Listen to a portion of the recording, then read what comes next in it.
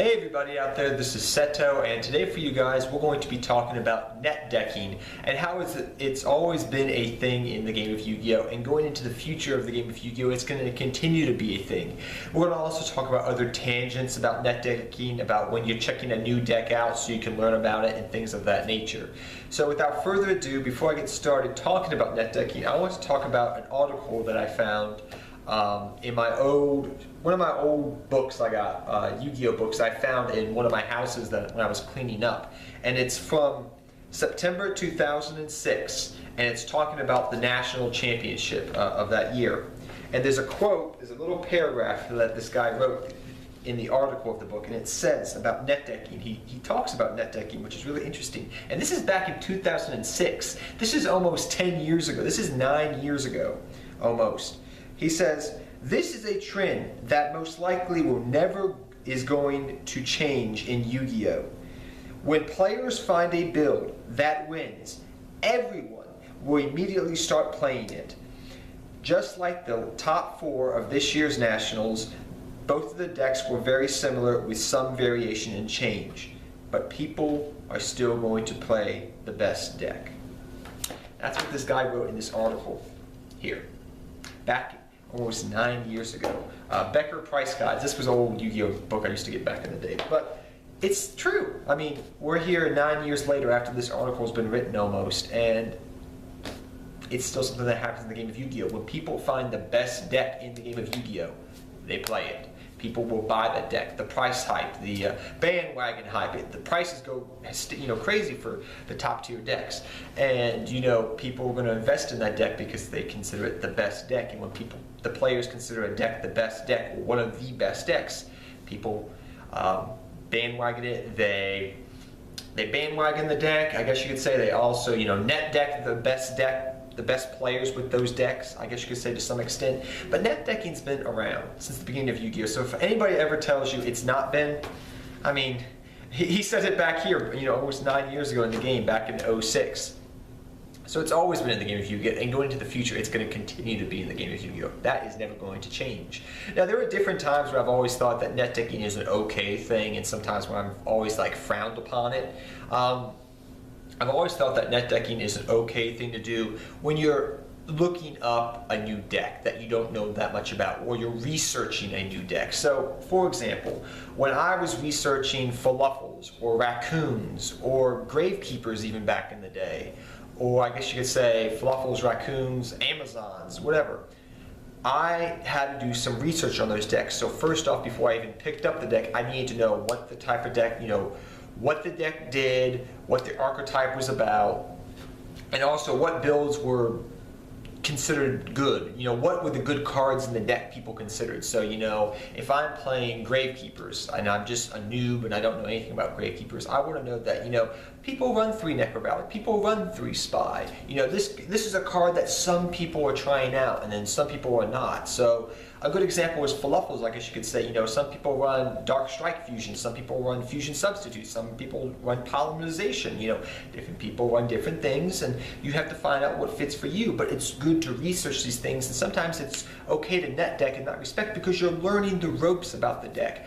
When you're playing Noble Knights, you want to know how many arms to use, so you're try different ratios, and probably other people have done that, but you will go off other players' decks that they've profiled, and that's one of the reasons why I love doing deck profiles is because I can help you over that hurdle. I can say, yeah, I've researched this deck, I've put all this effort into learning about this deck, I've played it for a long time, or I've played it for a good while, and this is what I've learned from it, so I can help you achieve learning the deck, help that learning curve a little bit better. But that's one of the reasons I love doing deck profiles. Plus I love deck building in the game of Yu-Gi-Oh! But in that respect, I find that net decking is perfectly fine. I have no problems with it.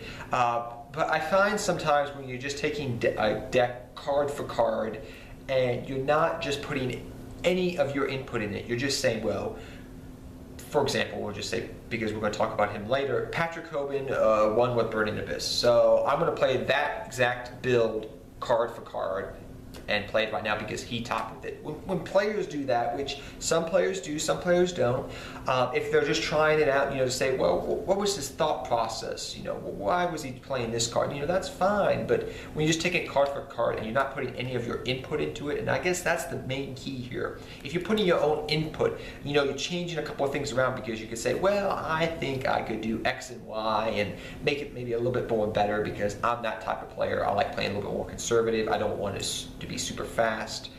For example, I may take out the upstarts or the reckless, whatever it may be.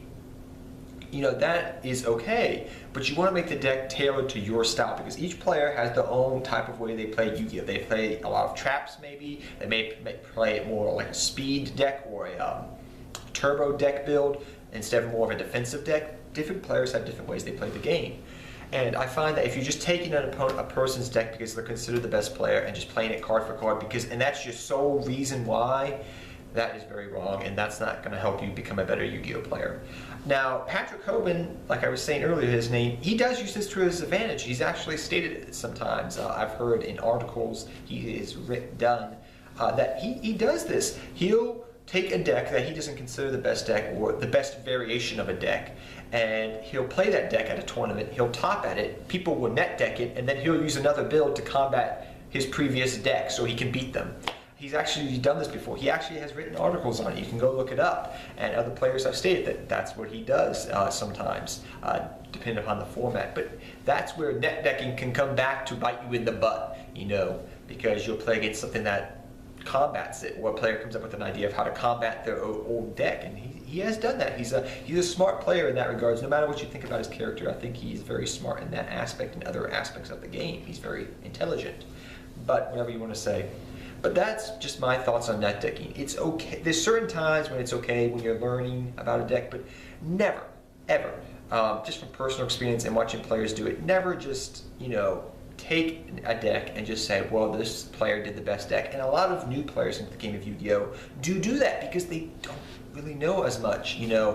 Coming from a veteran player that's played for years to someone that's only been playing for maybe 6 months, there's a learning curve there. There's a big learning curve there. You don't know. You just assume that because this player is considered the best player, because this is considered the best deck, he's probably got the best deck out of everybody.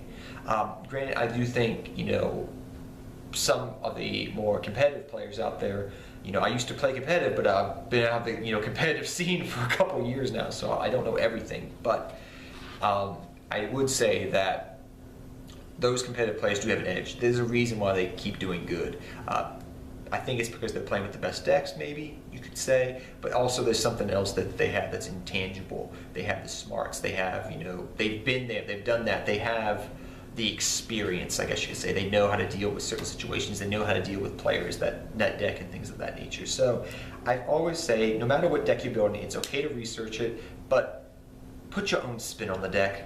Don't just take it card for card. Any deck I've ever looked at, I'm like, even one that I'm like, oh, this is just a cool, combo deck.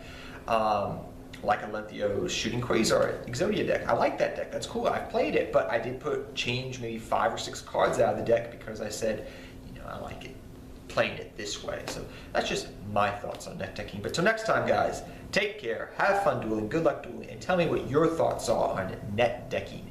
Take care, everybody. Seto Kaiba. I'm out for you guys. Till next time. Take care, everybody.